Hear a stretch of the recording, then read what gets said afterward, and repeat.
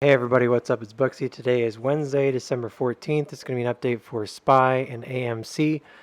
For this update, I'm just going to be talking about pretty much today and then really quick recap of like big picture stuff and what today may or may not mean going forward.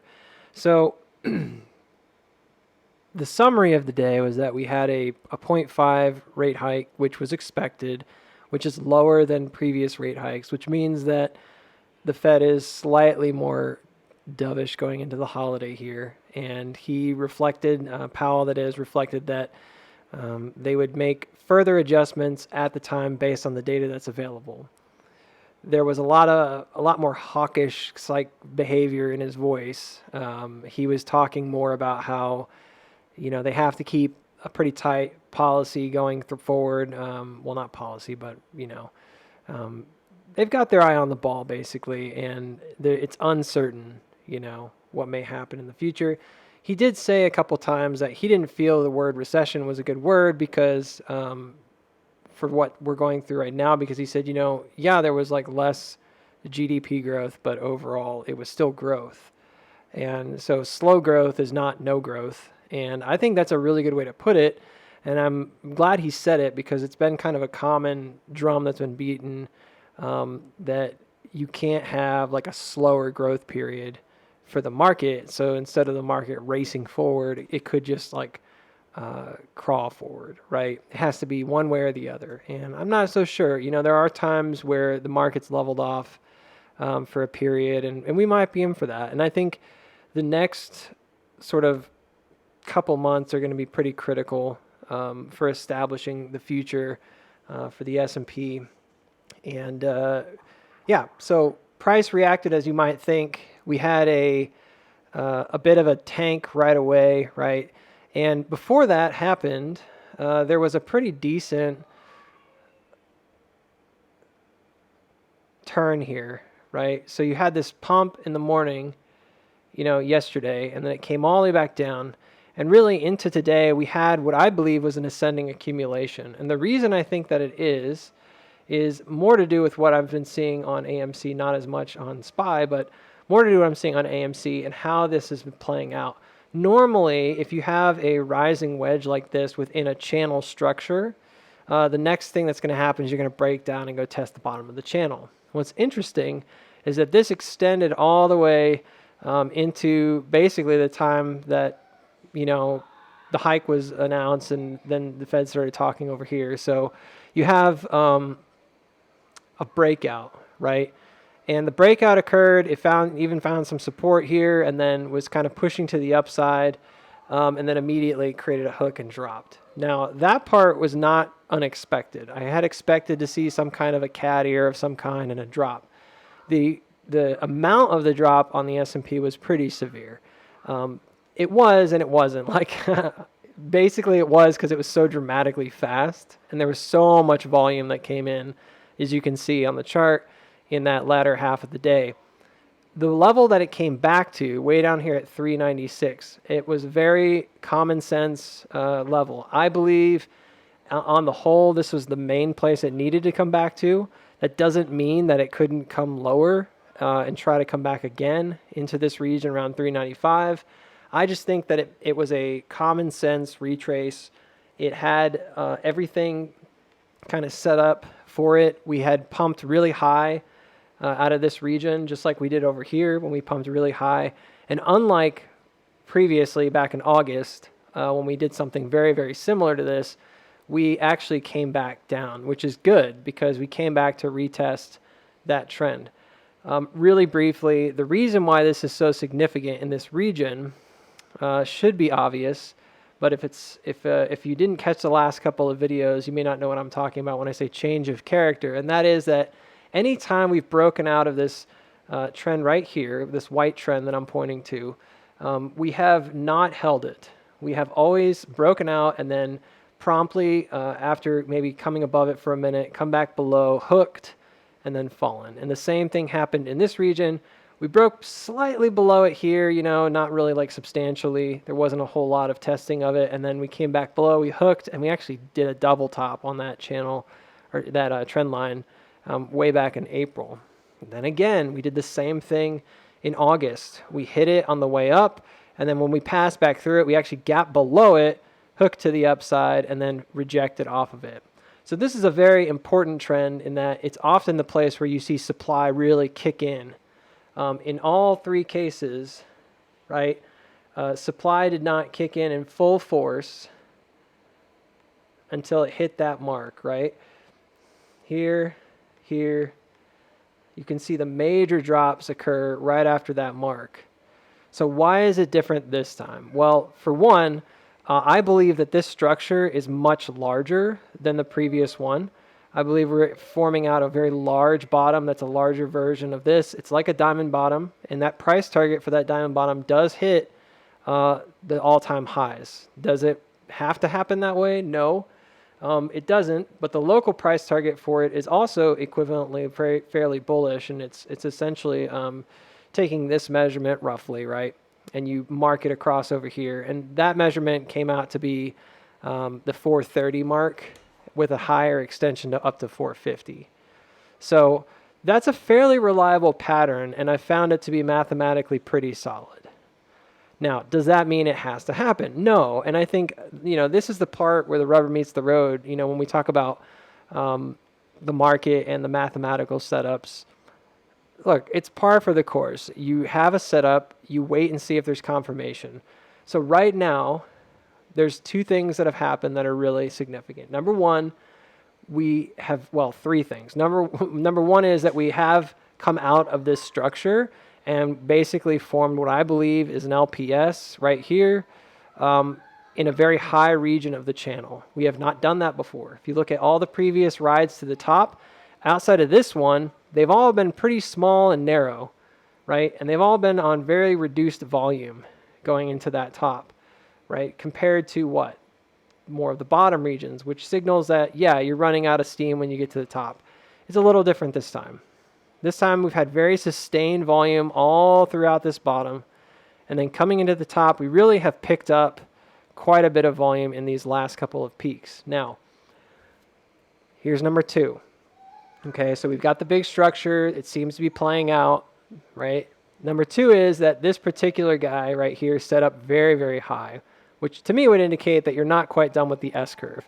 Normally, this area right here, this very low volume dip, that's the area that's the middle of the S-curve. It's not always easy to find, but it's essentially where the S-curve levels off, so it makes sense that there would be the least amount of volume because it's sideways trading, right? No one's taking like a lot of precedence.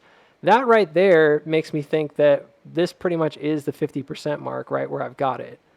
Now, you'll notice my curve itself may not be perfectly aligned, where these dots are like perfectly 50-50, but essentially this is the middle of it.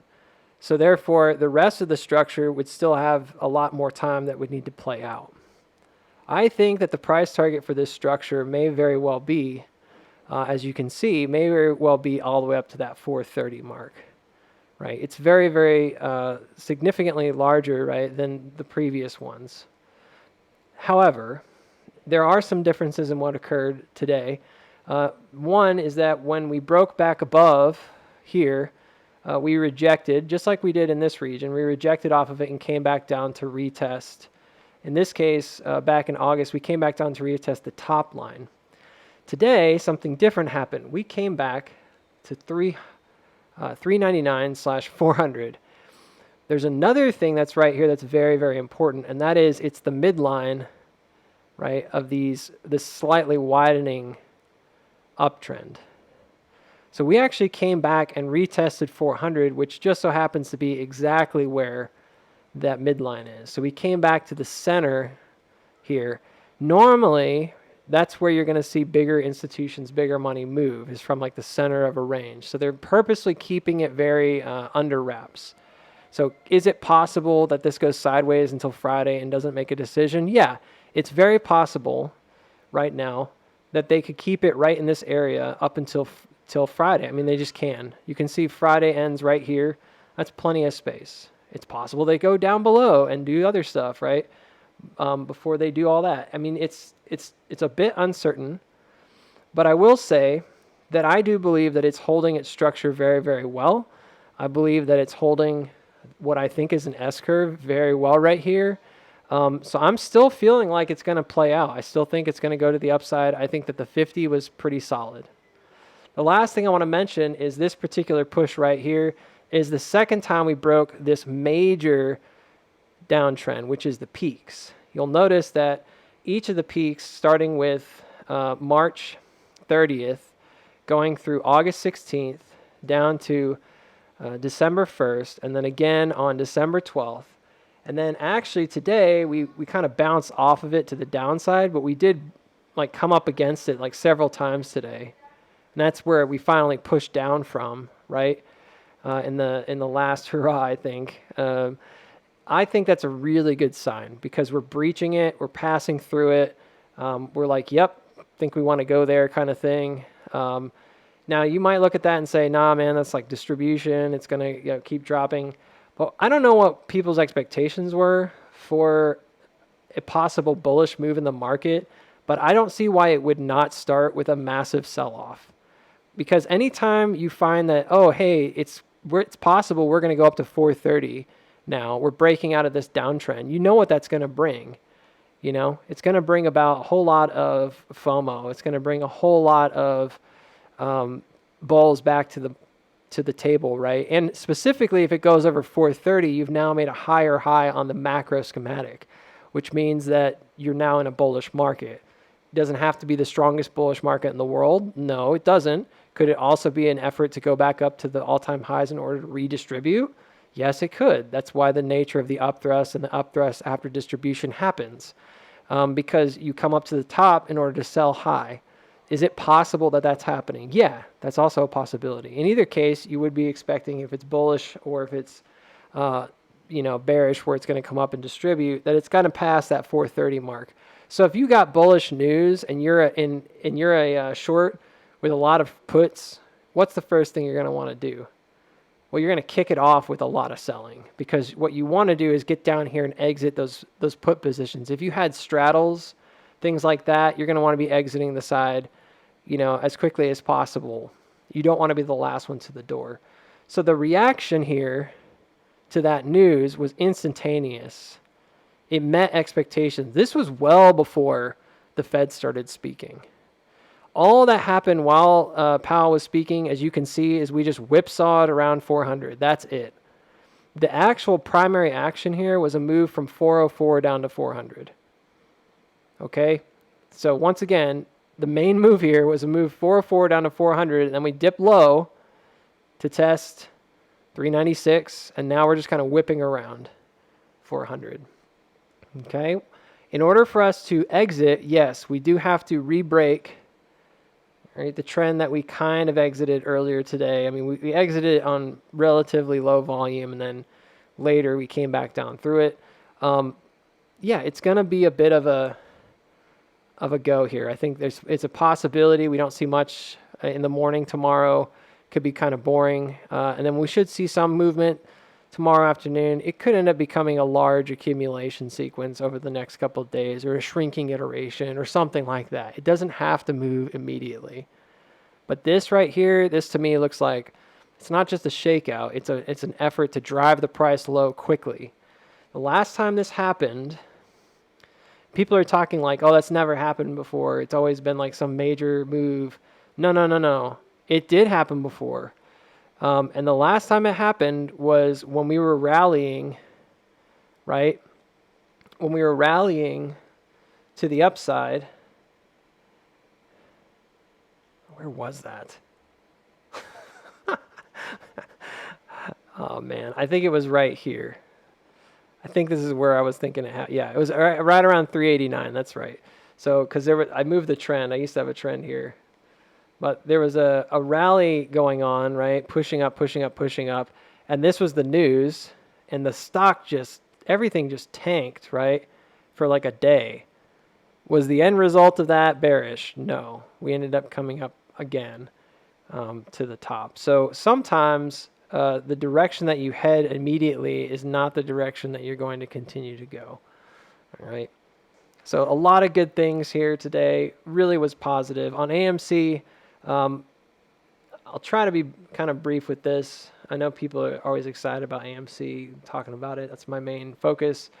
Look, I think we did a really good job today. I'm not going to like try to sugarcoat it or make it sound like we had everything perfect, but we definitely did a really good job with the price action today. Very solid call outs on, what was it, Tuesday. We talked about this beak and how this beak was supposed to set up in this range. So you had this beak up to the top, and I gave an estimate of where I thought it was going to go, which was 575. We looked at this particular area and we said, okay, if it goes up to 575, we might expect some chop here early in the day and then come up for our little sign of strength, right, along this supply line. That's exactly what happened. It was great. And then after that, you started rising up in a parabolic move. And this is where I started saying to everyone in the day when we were talking about it that it started to look a lot like the March fractal. Now, Patrick in the Discord, I talk about Patrick a lot. He's got a really good eye for things. He had already identified that this looked a lot like March bottom. And so when I'm saying this, I'm not saying this like I'm the only one that noticed it. There were other people that noticed it as well. But certainly this was a really strong sign right here, because ultimately what you expect, it's more like that.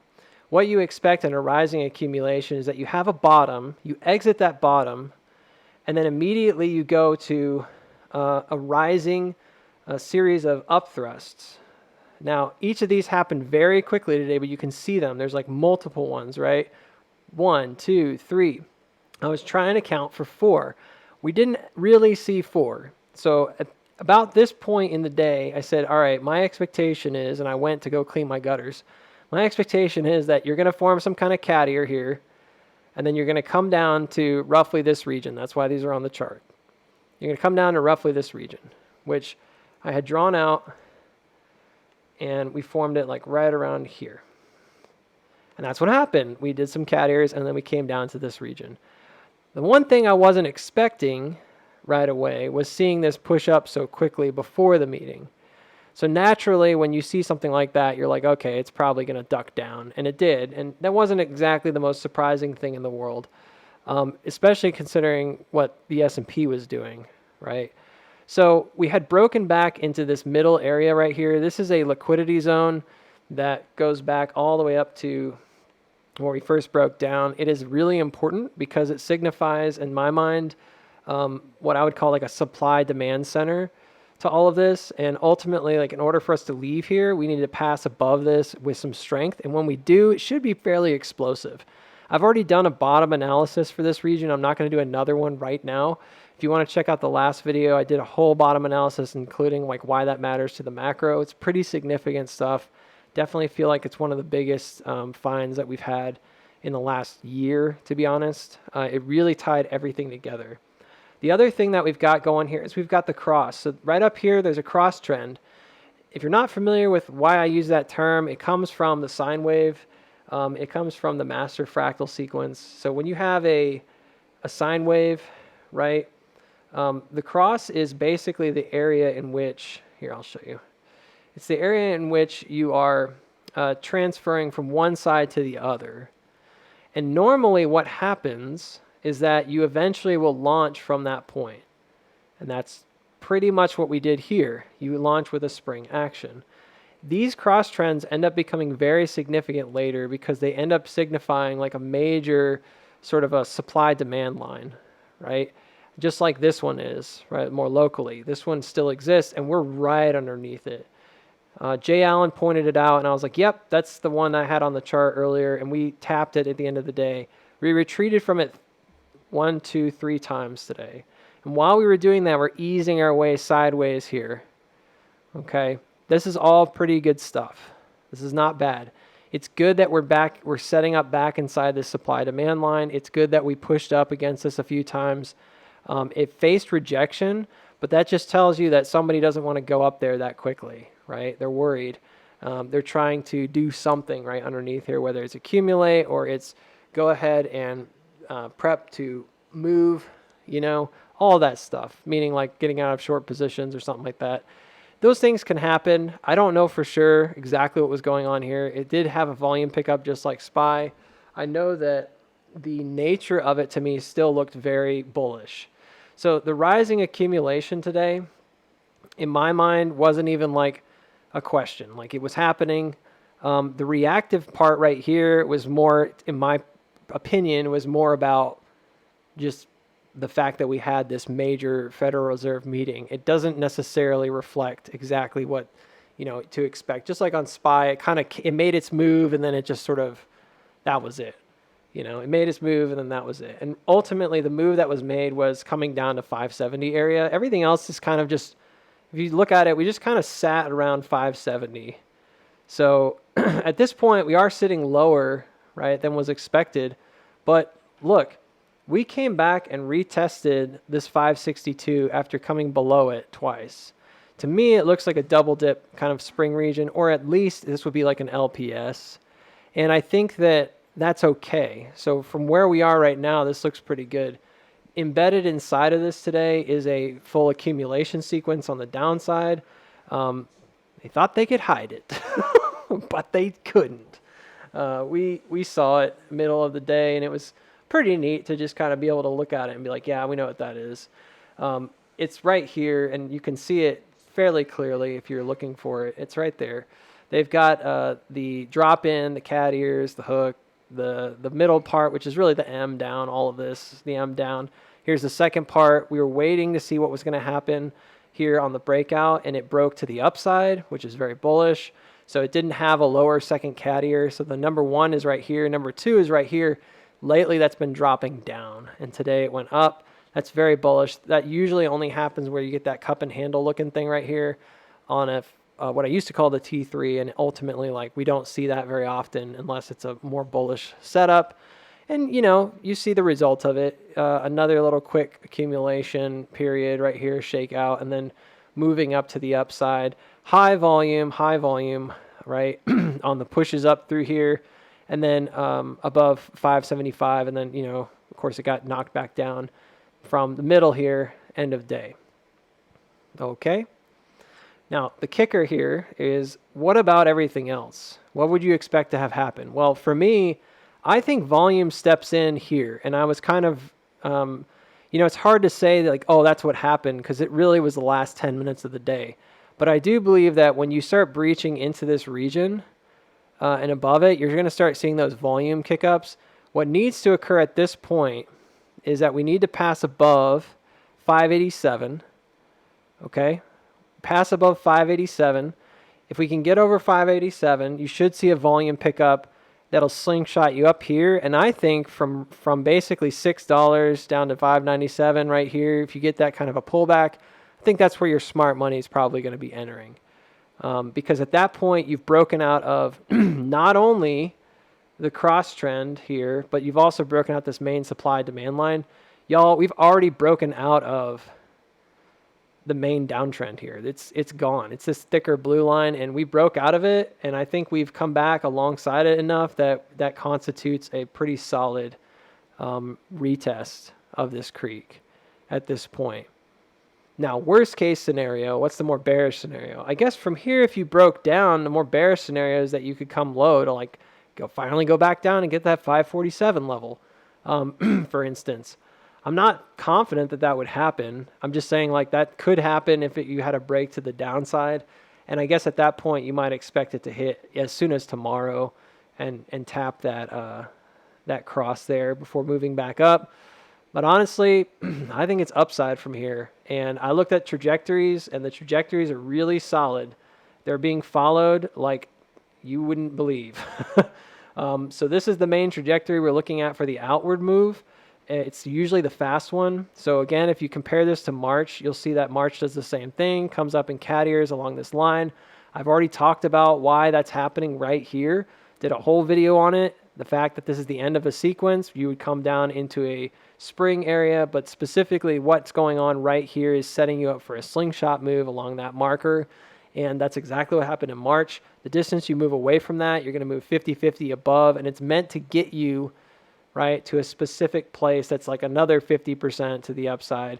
So it's a really strong move. And I think that for us, the 50-50 here is almost painfully too clear, right? So if you go up 50% to the upside. It brings you all the way up. Well, that's the wrong one. Look exactly the distance they move back to this 50% mark. That's $13, right, and 21 cents. Now, that might seem like it's too low. That might seem like, well, wait a minute, Booksy, that's like too low. But the truth is that when you look at the, and this is true, if you look at the main price target here that we got before, the 1438, that's also supported based on other things. Like, that's not the only piece of the puzzle here. So it's important to recognize that as you're doing these measurements, I'm going to do a few of them today, there's other pieces to the puzzle. One of the big ones is this guy, right?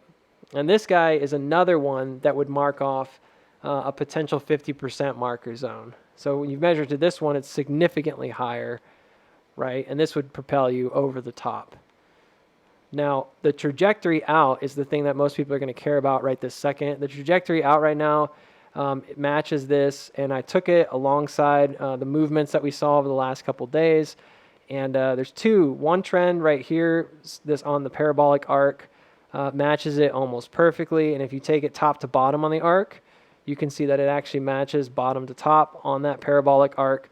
The next one was the end of the day price action we saw today, actually followed this trend as well. So it's definitely at play. If it were to take off, it's going to likely follow these trends, which means that by Monday or Tuesday, you're back up to 850. Tomorrow, I'm really looking for the baby steps. I'm really looking at that $6 level. I'm looking at 550 below. I think they're positioning us to try to pass through these regions. I do think that it's going to be bullish. And once it happens, we should see a retest of this trend. We should push up, see a retest of this trend, which also now doubles as a cross here, right? And then we're going to see a push to the upside. And at that point, I would expect volume to step in.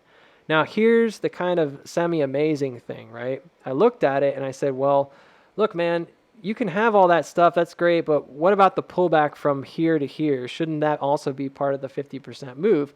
Because you said that this is also like a rising accumulation like March. So it's not just this bigger guy. It's this whole thing that's possibly a rising accumulation. And when it pulls back, the distance that you travel, so on and so forth. Well, I took a measure, okay? And I took a measure around $6. So I was like, okay, well, the first one is the floor, which is at like 6. The next one, okay, so it's right around 630, and if you look, it can go like a little bit higher. So right around 630 to 635. So that's slingshot number 1. So if this pulls back away from $6, the first one is a 1-2 move to $6. And if you're looking at me like cross-eyed, like you don't know what I'm talking about, I urge you to go check out recent videos. The second one, you're going to measure from the bottom, and you're going to look at, all right, well, where does it take you from like the 630 level, right? From that 630 region, where does it take you?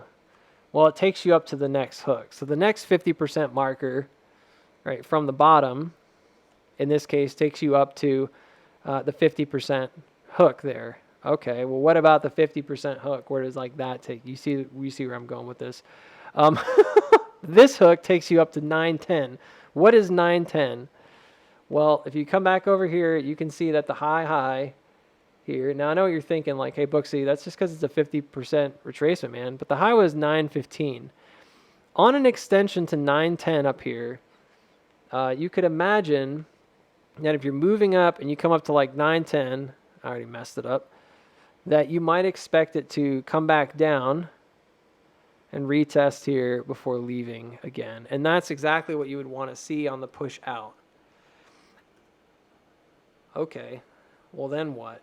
Well, we already did the measurements for the next ones, right? So you go from there to like 910, and it's leapfrogging you all the way up to like $16. It's pretty amazing. Now, I think that's happening. I think that the fractal examination of this particular region heavily supports that.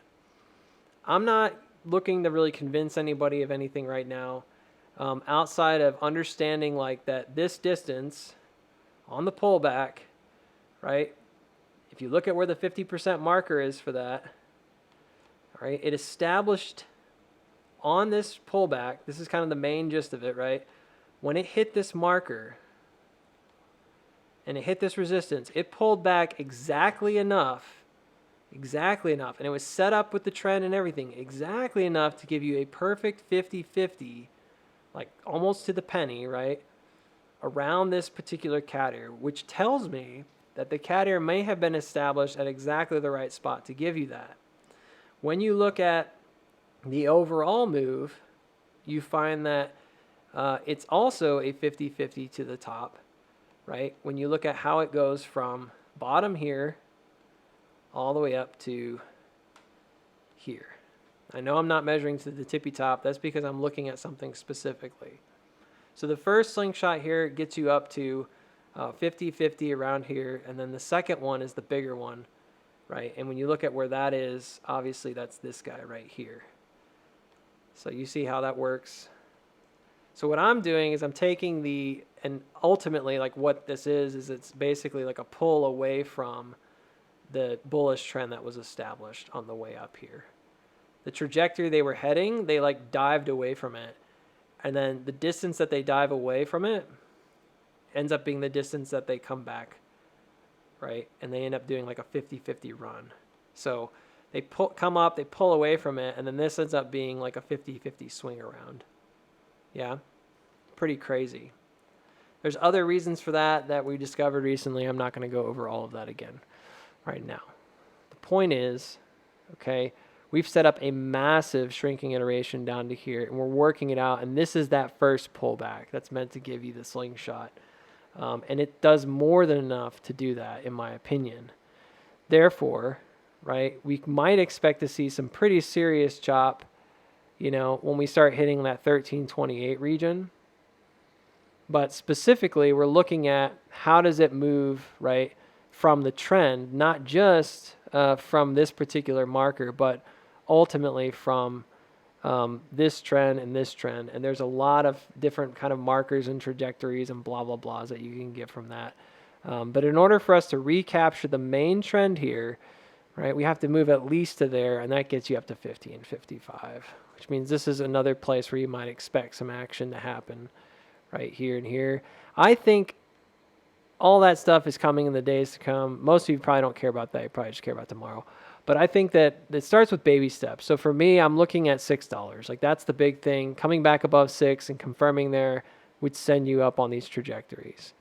Anything else, sideways, whatever, if we end up kind of coasting downward or sideways or doing whatever until Friday, I could see it taking a minute, perhaps forming out some kind of a weird head and shoulder looking thing on this outside of this. It's certainly possible. And that's kind of all I got for today. So I appreciate you stopping in. I'm not going to spend any more time on it. I want to keep it kind of brief. I went like 30 minutes, so it is what it is. But I hope you all have a good night. We'll see you in the morning.